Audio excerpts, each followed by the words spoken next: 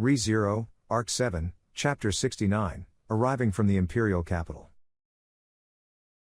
The second Sparker and the subsequent grand banquet, it was hard to decide which should be considered the main event, but 3 days had passed since both had occurred. During that time, nothing of note happened on the Gladiator Island. What had also been an anticlimax to Subaru was that there had been no third Sparker to welcome new gladiator candidates from the outside, and none of the usual death matches were organized. The usual death matches were, in preparation for the shows, a kind of practice match so the gladiators did not lose their strength. However, even though they were just practice matches, there was still an invariance in that it was quite possible for those who lose their focus to end up as corpses, and there were also dangerous people who were capable of producing corpses regardless of whether or not they lost their focus. And different from the Sparker, even if he received a punishment in relation to those death matches, since it seemed difficult for Subaru to interfere, it would be a great help. Hyan, the guards are getting awfully on edge.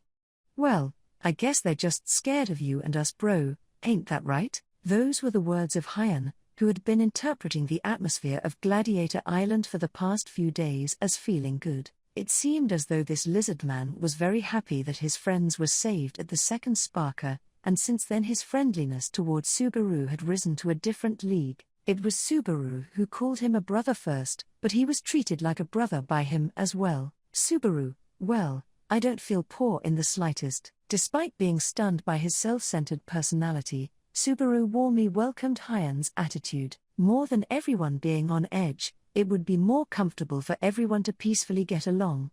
The softening of Hyan's attitude had been very impactful, but there had been a change in White's and Idra's attitudes as well. White's had a substantial trust in him, and Idra had vaguely held respect. They had been treating Subaru in that manner, and that change in attitude was spreading to the gladiators on the island in a positive way. So then, ? Yo, Schwartz, you got a good look in your eyes today. ? You're overflowing with fighting spirit. ? The guards really deplore ya. At this rate, they'll lose all their gladiator beasts. The number of people who talked to Subaru in such a cheerful and friendly manner had increased tremendously. Concerning this, his impression had been the same as towards Hyan, so Subaru gave it a warm welcome. With the people he could talk to being as many as they could be, it was easier for Subaru to gather the information he needed. For now, the present situation was such that Subaru could forget about Gustav's curse rule, since the information that Subaru wanted the most was the control tower for the drawbridge. The sole means connecting the island to the outside. How could he operate the drawbridge and enter the control tower? Right now, that information was what Subaru wanted most. The control tower itself is in plain view of everyone, but it seems like you can't get inside. The control tower itself stood proudly on the island side, in the vicinity of the drawbridge. There weren't really any guards posted, but the entrance was secured with a very impressive lock, and it was impossible to open the large metal door without obtaining the key. Over the last few days, they had been trying to locate the key, but since Gustav apparently operated the drawbridge himself, it was very likely that the key was on his person. Subaru, we'd stand little chance competing against Gustav Sav. As a matter of fact, Gustav's strength was quite unknown to Subaru. That appearance was equipped with 4 arms after all.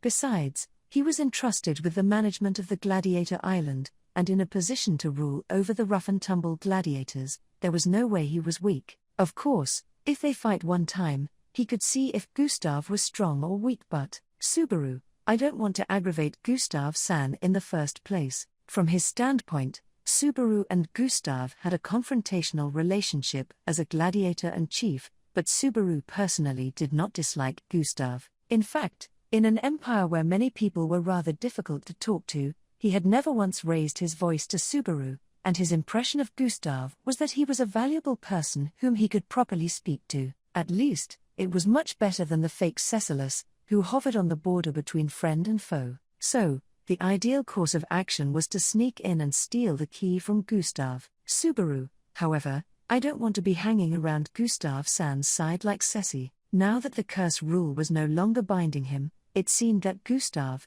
who was faithful to his duties, was in a sense, no longer a danger to Subaru. Even so, Subaru was not so brazen as to be careless enough to go around openly looking for or asking about the whereabouts of the key. The worst-case scenario for Subaru was that Gustav, who found Subaru an annoyance, would lock him up somewhere on the island and prevent him from doing anything. If that happened, Subaru would have to fall back on the last resort behind his molar. So then, Subaru, we'll just have to keep investigating little by little. Scratching his head, Subaru grumbled as his lips pursed at the challenges that lay ahead. In order to get information about the drawbridge, Subaru was investigating the people in control, in other words, the guards who were watching over the gladiators. The guards who followed Gustav at the top were fewer in number than the gladiators on the island, but their presence gave the impression that they were strong Imperial soldiers, with little room for weakness or vulnerability. Gustav's guidance and instruction seemed to be so thorough that even if the child Subaru tried to talk to them, the guards would become more alert, rather than relax their guard. Perhaps this was due to the precedent set by the fake Cecilus, a child who was even less lovable than Subaru. Anyway, it was very difficult to get information from the guards. Whether Gustav had also conveyed information about what Subaru was up to or not, wherever he was, their stern gazes were directed at him, so perhaps he had made a bit of a mistake. Although he was trying to get to the bottom of the curse rule, it caused Gustav to become alarmed. Subaru, if I had been punished for a different reason than that. Nah, no use in saying it. While reflection was important, nothing of value came forth from regret. Regret was only what he wanted to do. Unfortunately, Subaru had no time to feel sorry for his own stupidity. No minute or second should be wasted. If one guard gave him the cold shoulder, he would only have to attack tens, hundreds of others. Subaru, yes, a great man once said that picking up girls is all about the amount. Even though I'm not picking up girls, with his fists clenched, Subaru referenced the words of the pros in different disciplines to help him regain his bearings. As it was, briskly walking around the island, he was going to make the guards of other areas hate him. Whites, you're a restless guy, Schwartz. Subaru, what, Whites? It was Whites who had spoken in a low voice to Subaru as he walked around looking for the guards. Seeing Whites sitting on the ground, leaned against a wall, Subaru tilted his head. The location was near the passageway connecting to the gladiatorial arena. However, the gladiatorial arena was not accessible except for Sparker or when there was a death match, so there was an iron gate lowered at the corridor. In other words, it wasn't anything but a dead-end road today. Subaru, what are you doing in a place like this? Hide and seek, Whites? I don't know what that is, but probably not. I came to see what's going on in the basement, for a little. Subaru, basement. Oh, over there. Whites jerked his chin, and Subaru turned to glance in that direction. Right next to the passageway to the gladiatorial arena, there was a door connecting to the basement of the island. As he knew, the island sat on a lake, so the basement did not lead anywhere. Rather, it was more or less connected to the outside world. However, Subaru, it's just a direct connection to the lake, for the purpose is to dump the bodies, they said. Whites, gladiators and gladiator beasts that die in the death matches. They're lumped together.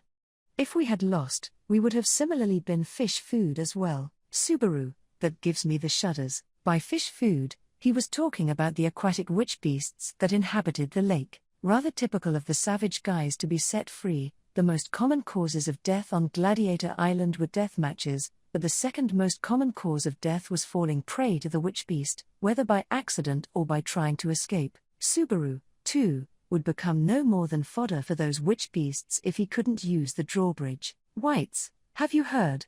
In the past, the story of the gladiator who escaped from the island? Subaru, huh? Oh, yeah, I heard. I heard it was because of what happened with that person. The previous chief was fired, and Gustav San was chosen as the new chief. Whites, those poor conditions have improved. But, now the position of gladiator has become stable. What do you think? Subaru, what do I think? Whites, should we resign ourselves to the position of gladiator, to the position of being ruled over? Subaru, Whites' words made Subaru reflexively check to see if anyone was nearby. Just now, Whites' statement was quite out of line as a gladiator of the Gladiator Island. If a guard with poor character were to hear it, it would be enough of an excuse to give him a warning. Regardless, Whites would probably be looked upon more harshly than other gladiators because he was in the same unit as Subaru. Subaru, Whites, I think you shouldn't be too careless about what you say. It's fine with me, but I wonder what other people might think about it. At that, Subaru tried to correct Whites' thinking. The next Sparker, if it was only Subaru that got caught up in it, there would be ways to deal with the situation. However, if Whites was added to the mix, the level of difficulty would rise dramatically. But, in response to Subaru's thoughts, Whites continued. Whites, why do you think I went to the basement? It's so I can help you. Subaru, Whites, you intend on getting out of here. And I'm also going with you. I'm not gonna stay here as a gladiator. I owe you a debt, too. Whilst saying that, White slowly rose to his feet. Then, on his tattoo-covered face, he directed earnest eyes towards Subaru.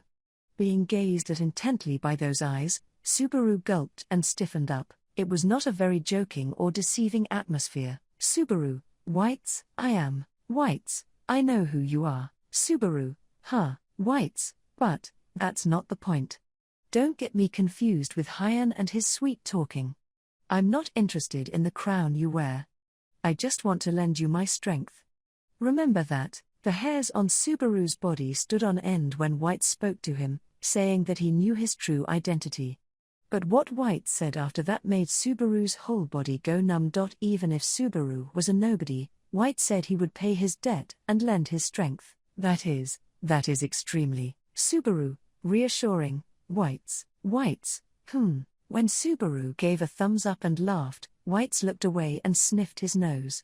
Subaru took this not at all honest reaction in good humor, as it was typical of Whites. The reason Whites came to explore the underground was to find a way to operate the drawbridge to help out Subaru, who was searching for a way to escape outside. In the end, there was nothing of that sort here, and as expected, there was no other way to leave except for the drawbridge, and though it seemed the conclusion was them returning to their original method. Then, at the moment Subaru reached such a conclusion, Subaru, HK, this shaking, Whites, is it the drawbridge? As a tremor seemed to shake from below the earth, and a low sound shakily resounded, Subaru and Whites exchanged glances, having reached the same conclusion. There were only two possible options for a big mechanism that could shake the entire Gladiator Island, those being the gladiatorial arena and the drawbridge. And, since the passage leading to the gladiatorial arena was already closed off near Subaru and Whites, the drawbridge was the only natural candidate. Subaru, another new group of people, they had arrived, meaning that the next Sparker was also going to happen. Whites looked at Subaru, who muttered to himself while experiencing a thirst in his mouth. Receiving Whites' gaze, Subaru displayed a smile, as if to reassure him that there was nothing to worry about. Subaru. Let's go take a look. Whether his smile had any effect or not, it was impossible to tell how Whites felt as he turned his back on him. But, following behind him, who spoke few words, Subaru and Whites ascended from the lower stratum of the island to the middle stratum, and then to the high ground overlooking the drawbridge. Subaru, if possible, it would be nice to see the entrance to the tower open and close, though. Tanza, Summer, over here. Subaru, Tanza, a young girl's voice called to Subaru, as he wiped the sweat from his chin, short of breath as he rushed up the stairs. Tanza, who had reached the high ground earlier, waved her hand, and Subaru and Whites joined her. While Tanza was taking notice of Whites, Tanza, it seems you were with White Summer. Subaru, we happened to meet downstairs and had an embarrassing conversation. What about you, Tanza? Tanza, I was examining the tower. As expected, it seems that the key is in Gustav Summer's possession. Subaru, I knew it. Tanza also knew that it was necessary to operate the drawbridge in order to escape the island. Since they also both knew about the curse rule, the two children were conspiring to get off the island together. However, then Whites suddenly interjected his face there. Whites, if you want to take the key away, do we commence with these numbers? Subaru, that plan is awfully short-sighted. Most likely, you'll get hit by the curse rule if you try something so reckless. Whites, Subaru, that's right. White's short-sighted suggestion was dissuaded by Subaru using the curse rule as a pretext. Hearing this, Tanza's eyes widened, so Subaru put a finger to his mouth to quiet her. The truth that there was actually no curse rule was something he had yet to confide in anyone other than Tanza. Of course, the fake Cecilus who happened to be present in that place also knew, but on the other hand, the fake Cecilus had no friends to talk to about it with, so there were no concerns about the information spreading. However, Subaru believed that this was a truth that would be very frightening to spread. Subaru, part of the reason why the gladiators are so behaved is because there is a curse rule. There were no major complaints about their treatment, since there was a curse rule which if disobeyed, would cost them their lives. That was the reason the gladiators in Ginnenhive were ruled so obediently by Gustav. If it turned out that there was no curse rule, people who thought similarly to Whites would emerge. Should that happen, an all-out war would begin between the gladiator side and the management side. In terms of numbers, despite the casualties, the gladiator side may win. However, Subaru, every guard has raised a witch beast with a broken horn, so they can deal a ton of damage. Not only were the guards themselves strong, but the fact that they were accompanied by witch beasts was also a troublesome aspect of Gladiator Island's guards. Since all the gladiator beasts used in Sparka were witch beasts kept by the guards, there were still many more like the lion and rat, which Subaru and the others had difficulty in defeating. That was why they would be in trouble if Whites lost his temper here. Tanza, it seems to me, however, that it is not very practical to wait until Schwarzsummer has defeated all the gladiator beasts in Sparka. Subaru, that's just as reckless as it sounds. First of all, if the gladiator beasts were replenished, my spirit would be broken. I'm not planning that kind of strategy, Tanza. If that's the case, Subaru, I've been considering a lot of things, so don't worry. You don't have to believe me, but please trust my feelings that there are people I definitely want to see. Understanding that the secret was to be kept from Whites, Tanza kept silent when Subaru said that. She slightly cast her eyes down, then continued, those that you wish to see. Tanza, are they your family? Subaru, Well, it's people as important to me as family, and even a girl I like. Subaru replied to the slightly delayed question with a tilt of his head. Having heard that, Tanza's lips still moved as if she wanted to say something. Although, before she could say anything, Whites pointed to the drawbridge below, saying, look, this side and that side. From both ends the drawbridge was activated, and the new residents of the Gladiator Island would be coming this way. Subaru, what kind people will these new arrivals be?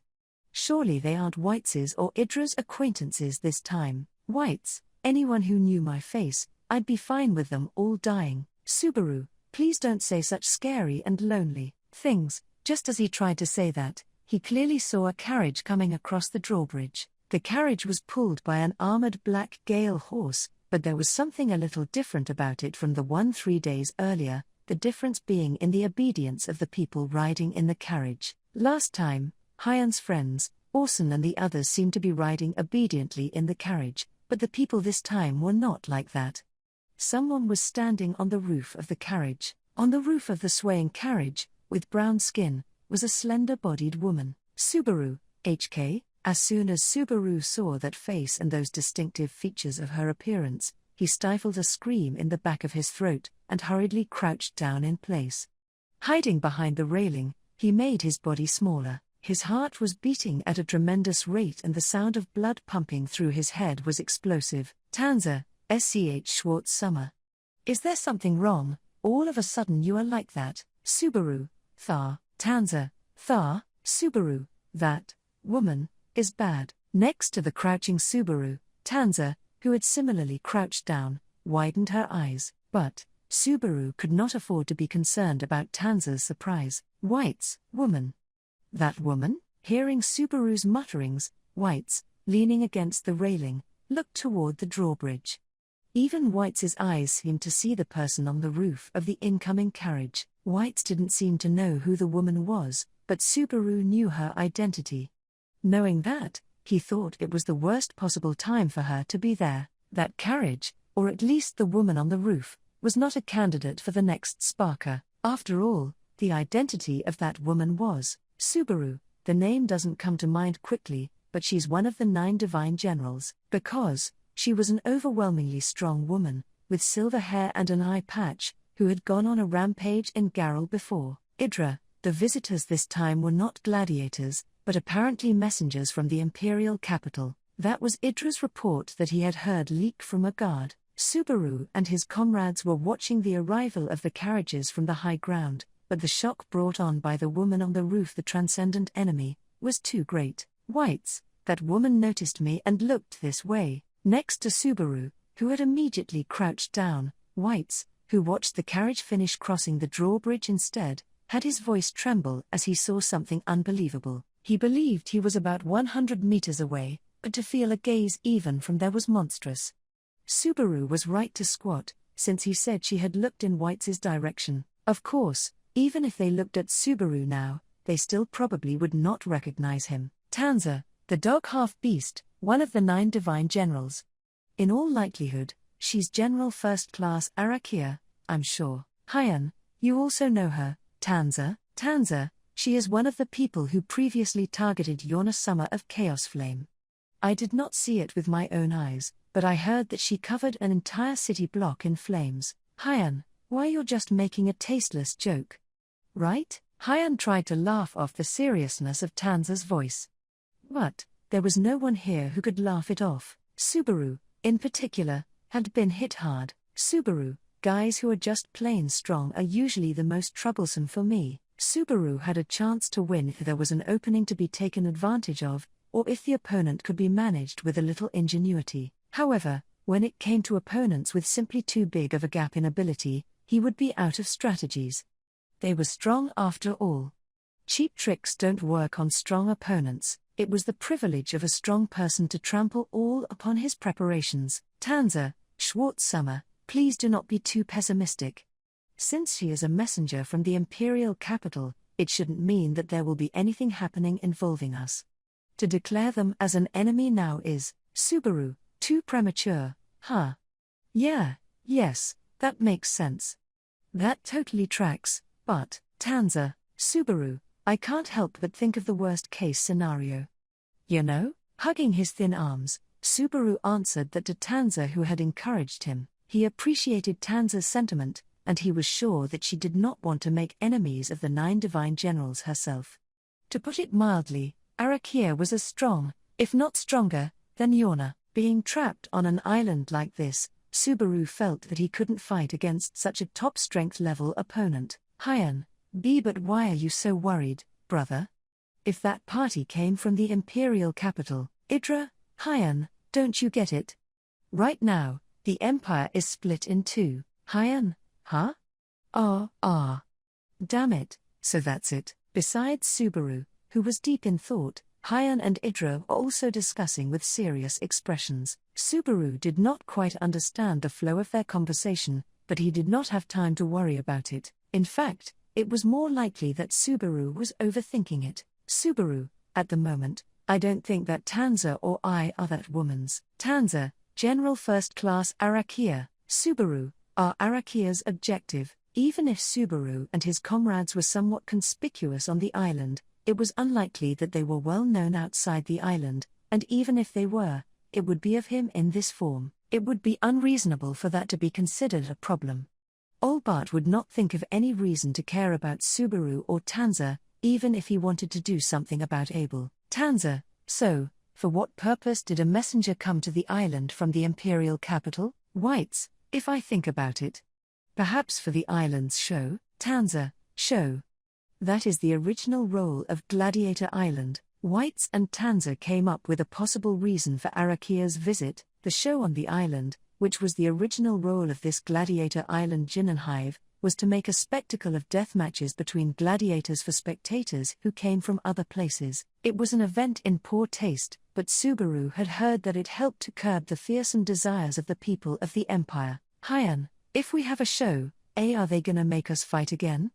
But, when the rebellion is happening and with all the panic everywhere, why would they do it at a time like this? Idra, there is also the idea that it's precisely because it's such a time.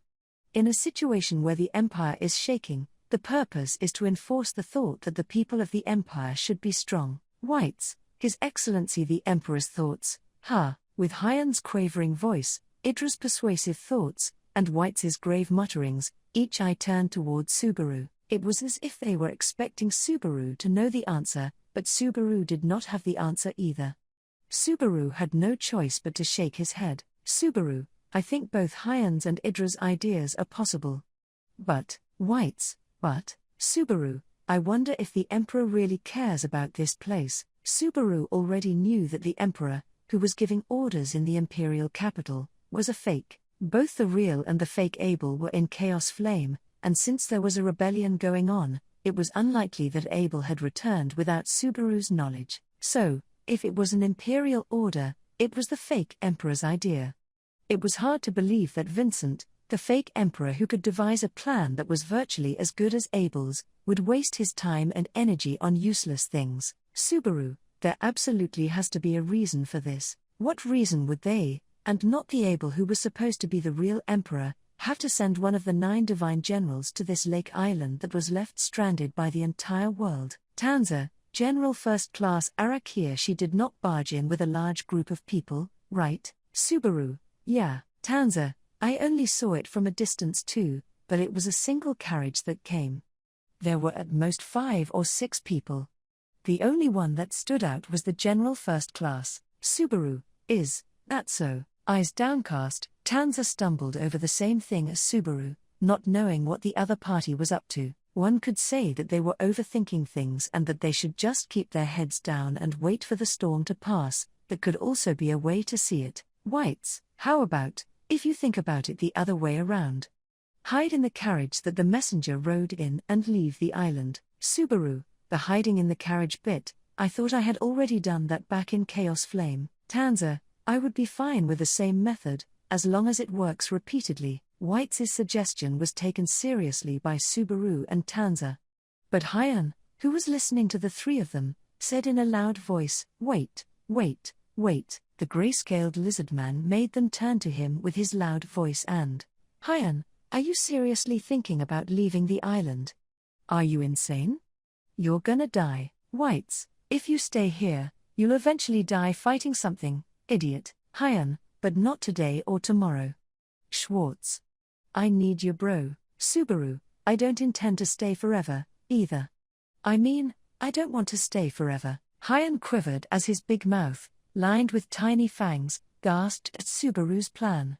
Perhaps, from Hyan's point of view, he would be more comfortable living on the island than out there. It was not an overstatement to say that once you got over Sparker and became a gladiator, your life was safe outside of death matches. It was understandable that one might be tempted to think like that. Hyan, pipsqueak. Idra. Damn you guys. Tanza, like Schwartz Summer, I have my own reasons for not wanting to remain here any longer. Idra, I would get out if I could, is what I think. Hyan's words, who seemed to believe himself in an unfavorable position, received these responses by Tanza and Idra. Despite the differences between positive and reluctant responses, neither of them had positive feelings about the Gladiator Island, although, it was hard for Hyan to believe. Hyan, there's a limit to how reckless you can be with your life. Subaru, I'm sorry to put you on the spot, Hyan, but I want you to think about it too. Should you stay here forever? Hyan looked at Subaru and the others with eyes the same as if he were looking at something terrifying. Hyan would know this if he thought hard enough and did not stop thinking about it. The peace of mind and safety that they could get here was only a stepping stone after sacrificing many things. Hyan, even if you leave, what are you gonna do about the curse rule? After abandoning the knee-jerk denial, this was Hyan's next move. The unseen chains that bound the gladiators of Gladiator Island, the main reason why the gladiators were still staying here, was something that Whites also mentioned. That it was already making them powerless, was something he didn't want to say until the very end. But, as he was remaining cautious of that, Hyan continued to doubt the sanity of Subaru and the others, so, at the very least, Subaru thought about making him loosen his guard a little bit. Subaru, I'll do something about the curse rule too. In fact, I've got a hint on how to do it. Hyan, HK? The curse rule? Subaru, yeah. Subaru nodded with a confident look on his face, indicating that it was not a good idea to waste any more time here. The answer surprised not only Hyan, but also Whites and Idra. Only Tanza, who already knew that there was no curse rule, quietly observed the scene without saying anything. Subaru could not speak the truth, but his chest puffing out here would help Hyan and the others to dispel their fears. Right then, Subaru could not show a lack of confidence, even if Arakia's objectives as an emissary remained unknown. Subaru, surely, I'll find a way to get off this island. So, when that time comes, I need your strength. Is what he wanted to say at that time, but Subaru didn't. To be more accurate, it no longer made sense to continue. Hyan, HK, there was the sound of a snatched breath escaping, and Hyan collapsed, his eyes bloodshot. Subaru, shaking, slitted pupil eyes bleeding, Hyan's large body toppled sideways. Without any forewarning, Subaru was unable to react quickly to such a sudden and unexpected event, and was unable to support Hyan as he collapsed. Subaru, H. Ian, with a heavy thud, Hyan's body fell limp to the floor of the common room. After the fall, Hyan was motionless. All he did was spasm, his limbs twitching. It was like a cicada, he thought. Like cicadas in the middle of summer, overturned on the road. Hyan was dying, in cicada-like motion. Hyan was not the only one. Subaru, light. Compared to the sound of Hyan's fall, there was a light sound, and Subaru turned around, stunned. The three who had been talking to Subaru, Idra, Whites, and Tanza, all lay on the floor, convulsing and trembling in the same way. Subaru, Tanza? He didn't understand a thing. Not a single one, rendering him unable to react. Crouching down right next to the collapsed Tanza, he turned her slumped body over. Tears of blood streamed from Tanza's eyes while she lay limp, her head slumped over. Blood was running from her eyes, nose and ears too, and it was dripping onto the floor with a trickle. Subaru, eek. Subaru's throat squealed, causing him to drop Tanza's body. He rushed to check on the other three. All of them had stopped moving, bleeding from their eyes and noses. Subaru, why? A questioning voice began to make a tremendous sound in his head. Why? Subaru's head was whirling and his ears were ringing with tremendous volume, as his mind was filled with questions as to why and how the scene before him made no sense. The feeling of his head splitting open was about to engulf Subaru. No. Holding his own head, Subaru looked up. A sharp, intense pain struck his head, and blood trickled from Subaru's nose. The ringing in his ears did not stop, and there was also a sensation of blood seeping out. The sequence of events was different.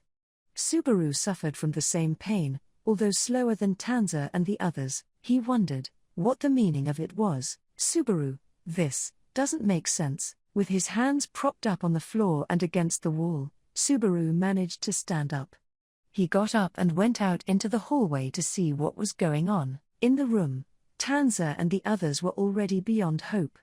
And it wasn't just Tanza and the others that were beyond hope, it was much, much more than that. Subaru, the adjacent common room, the passageways here and there, the main hall, the drawbridge area, everyone had been beyond hope. With limping feet, flickering eyes, and the contents of his head feeling as if they were melting out of his ears, Subaru, his clothes covered in blood, looked around the island. Everyone was dead. Everybody was dead. They were all dead, bleeding from the eyes, nose, and ears. They were all dead. Dead. Subaru, why? So suddenly, the gladiators, the guards, and everyone else had died without any exception. Everyone. And at that suddenly, Subaru, why? Everyone left. Suddenly, unexpectedly, unable to believe it, and unable to accept it, he had no choice but to totter and ask, to whom? If one may wonder, then to the sky. If not to the sky, then to the water. Subaru, Hey, suddenly, someone answered Subaru's voice, which no one should have been able to answer. Suddenly, without warning, Subaru was left on an island where everyone had suddenly died, and he himself was bleeding from both his nose and ears, and Subaru was worried. Subaru was scared. So, at the sound of someone who might give him an answer, Subaru turned around, and, hey you, what are you doing in a place like this? There stood the man that caused Subaru to instantly freeze, right after making him feel saved. As you can see, I had thought all of the guys on the island had died, but, while saying that, the man with the black bandana cracked the joints in his neck. With his bright orange hair collected in a bandana decorated with lines of red, the slender silhouette wore the appearance of an Imperial soldier. At a first glance, the impression he gave was that of quite a friendly face. However, that was a terrible misunderstanding. Do not be deceived, both his gentle-looking face and his voice that sounded as if he wanted to be good friends were complete fabrications. The name of the man who fabricated such things was Subaru, Todd. Subaru, who little by little should have had a harder time opening the drawer of memories, had stored that name in a place so important that he could easily withdraw it. Then, if one were to ask why that name was important, Todd. Hey you, why do you know my name? When called out by that single thing, his attitude did a complete 180, that was why the man closing in on him was a dangerous person. Taking long strides, the man Todd was lumbering towards Subaru's direction. Even if he tried to hurriedly run away from Todd, his body that had arbitrarily become worn out would not permit him to do so. His back had been immediately caught up to, and Subaru's body was violently forced against the wall. Subaru, ouch. HK, Todd, I sure don't recognize you. I never forget a face once I've seen it, but this is really a face I don't know. No, his face being forced against the wall of the building, there was a rough sensation on his cheek. Whilst Subaru was writhing from the relentless pain, Todd's nose drew close to his hair. Just like that, Todd sniffed his nose and got a whiff of Subaru's hair. Todd, hey kid, you smell like a scary guy that I know. Just who was he talking about? Subaru trembled as he was spoken to in a low voice. It was just as if it was a combination technique mixing the feeling that the one being referred to was himself, along with the unpleasant feelings that arose when facing Todd. If possible, that was a face he had never wanted to encounter again, so then just why was that? Why was that on the island? Subaru, why is Todd, the man who should have fled from Garrel, in this place? Come to think of it, when he had escaped, Todd had taken the captured Arakia along with him. He should have realized it. If Arakia was here, then Todd might have also been here. Something like that was absurd. Just because they had escaped together, did not mean something like being together in the next location was guaranteed. Why? How? I don't like it. It's scary. Why is Todd here? Subaru, why has everyone, Todd, been killed? Hey, I can't answer that sort of thing. From my point of view, you surviving was a miscalculation. Well, if I leave it as is, then it'll just be a matter of time, but, Subaru, gulp, Todd, time and chance and whatnot, I dislike leaving it all up to stuff like that, you see. As Todd's voice whispered close to his ear, something cold was gently pressed against his neck. It was the blade of the large knife that Todd had drawn from his waist, a knife that seemed as if it could be used to flay the skin off a large animal. It was to the point where he thought if it was given even a slightly firm tug, then not only would Subaru's neck be cut, but his entire head would probably come right off, and it seemed that even if his opponent was a child, Todd would certainly not hesitate. Only, Subaru, there was a possibility of an emergency, that Todd would not kill Subaru, no, that he would not kill him here, a possibility of postponement. A possibility that he would try to inquire about something with Subaru. If that were to happen, then it would become unrecoverable. It would become unrecoverable, a hopeless possibility. That was why he would sooner. Todd, wait. Subaru, HK, his head was aching, and his nosebleed would not stop. In the midst of the sensation of his consciousness wavering due to his loss of blood, somehow, to make use of the last resort, Subaru fumbled his tongue around at his molars. The subsequent instant, Todd thrust his fingers into Subaru's mouth. Subaru, violently, having the inside of his mouth invaded against his will, Subaru squirmed with all his might. His stomach was going to regurgitate its contents. However, not worried about anything, Todd continued to move his fingers around. Then, together with the regurgitated meal, he dragged that out. Todd, what's this? No way, is this poison? Subaru, Todd, hey, Just what kind of brat are you? To go out of your way to prepare poison in your mouth, that's for committing suicide when you're down on your knees, isn't it? There's gotta be something wrong with you to treat your life like this. While wiping his dirty fingers on Subaru's clothes, Todd brazenly said that, though it did not feel like he was making fun of him. He was seriously unable to believe Subaru's thoughts. That was the feeling his attitude gave off. It was just as if to say that suicide was a foolish thought. Todd, I guess that's about right. It's not like I particularly care if you suffer. Feel free to use it, Subaru. Is that, Todd? If you'll die, then even suicide is fine. Then I'll also complete this without dirtying my knife. With that evidence, Todd shrugged his shoulders and put the wrapped drug back into Subaru's mouth, carefully placing it on one of his molars, in a position so that if he strongly bit down the package would tear. Then the contents would leak out, and Subaru's life would disappear. That, he understood. Todd, I'm fine with either. As long as you die, man. Grabbing his shoulders, he spun Subaru around to face him. With Todd's form right before his eyes, Subaru's back was pressed against the wall. One way or another, he wanted to retaliate against Todd with a retort, but his body was rapidly losing strength, and he went numb. Slowly, the same death that Tanza and the others had experienced was eating into Subaru. Why that came so slowly, he did not understand. However, Todd, time's up.